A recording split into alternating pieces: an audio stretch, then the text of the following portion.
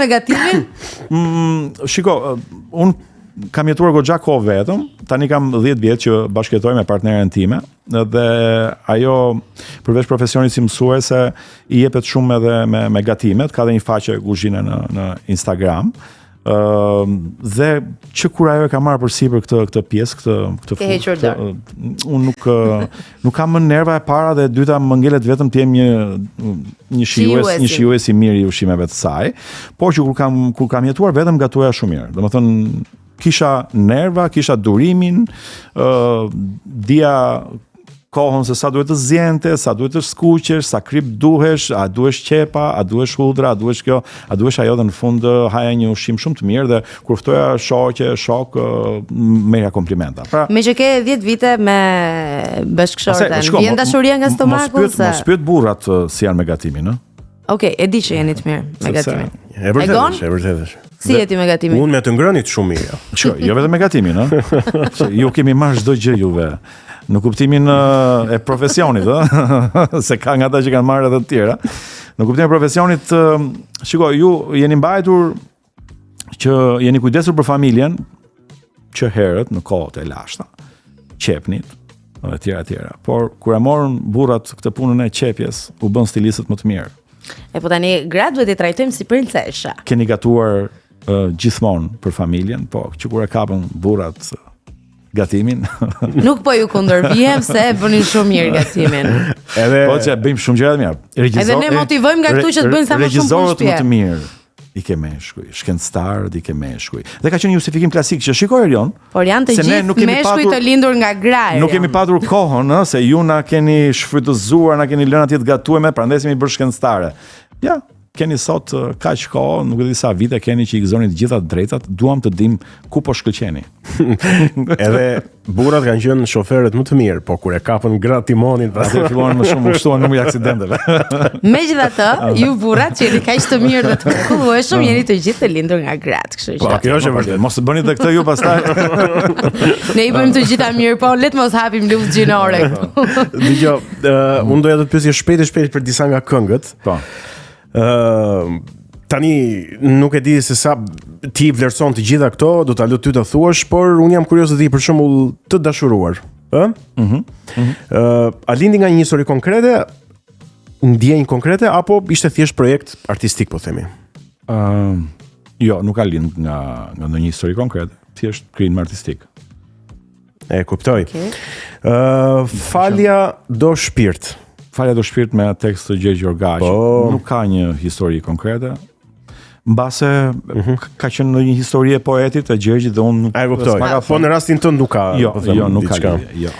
Interesante. Nuk meriton as të urrehesh. Ka lidhje me një histori time, por më shumë ka lidhje me një histori të atij që e ka shkruar tekstin, të mallit Arben Duga, të ndjerit Arben Duga, që na dëgjon, na shikon nga lart. Ka qenë ndër këngët e fundit? Ka qenë në vitin 2010-2011. Po, nuk meriton as të urrehesh. Ishte një tekst që Arbeni kishte gati 2 vjet që e kishte shkruar dhe ma tregon, ishte një tekst shumë i gjatë. Ishte një tekst që i kishte të gjitha vargjet plumba, po unë zgjodha ato që ishin shigjeta, jo plumba. Shumë e vërtet, tani që e kujtoj. Edhe Fati Qan me Mariza Ekonomi ka qenë një këngë që kishte një lloj lidhje me ato që çfarë po ndodhen atko me jetën time dhe me të kompozitorit që ka kompozuar. Do është të bëjë disa pyetje të tjera të kësaj natyre. Një këngë e jotja që sot e kupton më mirë se sa atëherë që e ke shkruar apo e ke kënduar, nëse nuk ndodh. Nuk ndodh sepse në studio një këngëtar, një artist, në rast se është artist i vërtet, do japi maksimumin në interpretim, në mënyrën se si e ndjen, e përjeton këngën, tekstin, muzikën, pra e jep maksimumin aty. Nuk ndodh që ti ta kuptosh më vonë, nuk është si një libër apo film të cilin ti e shikon më vonë dhe kupton diçka të re që nuk e ke vënë re si detaj apo si ndjesi. Jo, ti jep maksimumin tënd në studio dhe aty ke kuptuar të gjitha, nëse i ke kuptuar të gjitha, por nuk ndodh që ti më vonë të kesh një lloj rikthimi apo analize lidhur me ato që ke bërë. Dhe në vazhdim të kësaj, një tekst që do doje të ishte ndryshe, nëse e ke bërë ti, do doje ta kishe shkruar ndryshe. Një tekst, ka shumë, domethënë unë doja të ndryshoja shumë tekste nga ato që janë bërë në atë kohë, po përgjithsisht jo tek këto këngë që ti përmende. Okej, jo vetëm tek këto, sigurisht jo vetëm tek këngë të mira. Siç quaj Vere Largët nga Demir Gjergji, Nuk meriton as turresh nga Arben Duka, Do ekzistoj nga Pandilaço, ka shumë tekste të mira të këngët e mia, po ka nga ato pastaj që mua si celulari, për shembull, që unë nuk doja si tekst këngë, edhe pse ka shkruar një poet që është një poet shumë i mirë, po unë s'dua t'ia përmend emrin tani. Një betejë artistike që e humbe, po nuk e mohon që e ke humbur. E pran. Një betejë artistike? Një betejë artistike, nëse. Mendoj që fakti që s'jam në tregun muzikor me këngën. Okej, mund ta mund të quhet që e ke humbur, por ishte quhet e humbur sepse është një lloj beteje që ti e ke humbur. Në kuptimin Erionis duhet largohesh nga muzika. Në moment që ti largohesh, vendi jot, çiko, e di si është puna e artit, se këtu thonë që shiko nuk je më në treg, nuk dëgjohesh më, do ishte mirë të riktheshe. Artistët janë si konstelacion. Domethënë yje në qiell. Janë të gjithë aty, dikush ndriçon më pak, dikush më shumë, dikush është më larg, dikush më afër, por janë të gjithë aty. Pra ne jemi aty. Jemi për ata që na kujtojnë me këngët tona. Pra kush hyn edhe i shikon dhe i klikon dhe i dëgjon. Për sa kohë do të dëgjojnë? Okay. Për 10, 20, 30, 40 vjet. Po unë personalisht si Erion, si njeri, jo si artist, them që duhet mos kisha hequr dorë nga kënga, të kisha vazhduar, pavarësisht vështirësive apo luhatjeve apo atyre që më penguan për kohën që ta vazhdoj. Edhe unë them po. Ti ke thënë një jo përfundimtare? Të pa negociueshme? Nuk e shoh më veten. Mbase, çiko, ajo është punë frymëzimi, muze, krijojnë kushtet. E di si thoshte Seneca? Filozofi madh romak, po. Thoshte suksesi është kur talenti takon mundësinë. Okej. Dhe kur të bëhen këto bashk, nuk i dihet mbase përsëri mund të jem me 2-3 këngë, nuk e quaj në rast se vi me një këngë. Të mendosh mirë për të rikthyer në treg, të duhet të paktën të bësh një album. Të bësh një album, të kesh bashkëpunime me këngëtarë të cilët janë sot të fuqishëm në treg, të punosh mirë me idenë dhe bashkëpunëtorët që do realizosh videoklipet, mënyrën se si do të shpërndahesh në rrjetet sociale. Pra ka ndryshuar shumë strategjit sot për të shkuar tek dëgjuesi. Një pyetje fundit nga ana ime, cila këngë mendon ti ose do doje ti që të ngelej nga ty si më e mira? Po them do doje ti, jo publiku. Si më e mira? Po, për ty. Që mund të jetë një zgjedhje që ne mund të na çudisi totalisht, se mund të mos e mendojmë, po ti e vlerëson si më të mirë. Nuk e bëj dot të ndarja. Nuk e bëj dot të ndarja. Po diun që të ka shijuar ty, mendon ti që e ke performuar dhe e ke realizuar më mirë. Nuk meriton as urresh, është një material shumë i mirë për mendimin tim. Është një tekst i cili ka njerëz që mund ta gjejnë veten aty brenda. Pra nuk është një tekst dashurie si shumë qindra mira të tjera tekste dashurie. Është një tekst shumë i veçantë. Okej. Kurse kjo është kërkesa ime e fundit. Kënga ime e preferuar, patjetër ka edhe të tjera, po këtë e dua fort dhe dëgjoj sa herë që dua të hyj në ndonjë gjendje emocionale të thellë, është kush ka faj.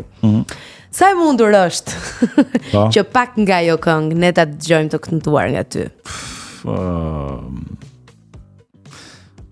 Se di sa e mundur është, po do duheshin kushte, mbase mikrofonat tjerë, mbase Greta duhet ishte këtu. Do e bën ti Gretën?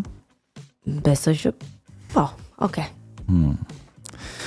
Fati edhe loja, teatër janë për mua, të shohi kam dy sy, por di që zemra vuan. Arsyen pse të dua, nuk mund ta them kur do ti. Nuk mund ta më shanë. Si improvizimi ishim mirë. Ej, më kënaqet. Më kënaqet se e këndua të dy, po. Ti mund ta ndihmoje me një varë, po. Me një ndërhyrje të vogël. Mund të bëje kitare për shkak. Mirë që kemi vendosur këtë blashin se unë për shkak të skuqa. S'ka gjë. Është një kujtim i lezetshëm. Shumë kujtim i bukur. Si do dohet të kujtonin me shemit e kujtimet? Nuk do dohet të kujtonin fare. Vërtet? Ja, fare. Për mua nuk ka interesi se nuk më intereson se si do më mendojnë, si do më kujtojnë. E rëndësishme është që për sa kohë të jem gjallë, ta jetoj jetën ashtu siç unë dua. Ne të falenderojmë shumë që ishe në Kinotek. Ishte shumë kënaqësi Erion. Faleminderit juve për ftesën. Jo vetëm një nostalgji artistike e një artisti shumë të mirë edhe simbol të atyre viteve, por edhe një përvojë e risjell sot me kaq shumë elokuencë nga ty këtu. Faleminderit. Ishte kënaqësi e veçantë. Mirë, para se ta mbyllim bashk, unë doja t'ju kujtoja të gjithëve që filmat në Cineplex vazhdojnë dhe nga nesër pikërisht në 22 janar vijnë 2 filma, Return to Silent Hill, një markë e simbolit e filmit, një simbol pra i filmit horror me regjisor Christoph Gans, pikërisht sjell markën e horrorit sërish në ekranin e madh të kinemas, dhe filmi tjetër që vjen në kinema Cineplex, një film i animuar, një princesh rebele me pikërisht regji të Alex Cilsian. Mirë, Ato biletat deshëm na. Ato biletat patjetër, sepse unë doja ta pyesja. Ka bileta falas apo? Unë doja ta pyesja Erionin nëse a shef filma në kinema zakonisht, të pëlqen kinemaja kështu si? Jo, më jep ti shes të fitoj lekë. Dyshë është bileta, mund ta shfrytëzosh kur të duash, për cilin film të duash. Okej, sa e ka fatin e skadencës? Jo, është pa, kur të duash. Kur të duash. Edhe pas 10 vjetësh? Jo, pas 10 vjetësh kam përshtypjen. Besoj që po pse jo. Do të dal goja.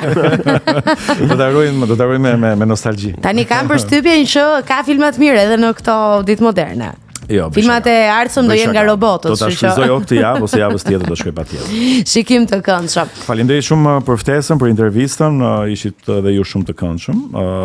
Ju uroj shumë suksese, sido që të shkojë jeta juaj në media ose jo, nuk ka rëndësi kjo. Bëni atë që ju bën të ndiheni mirë dhe do jetoni një jetë të bukur. Shumë faleminderit. Që në fakt na duheshin dhe besoj ju duheshin edhe ju që na dëgjuat në këtë transmetim. Ne ju falenderojmë dhe do të shihemi si gjithmonë të mërkurën e ardhshme në orën 5. Siç më kujtua një këngë Elban Skënderaj tani, si çdo pasditë. Pafshim. Shihemi.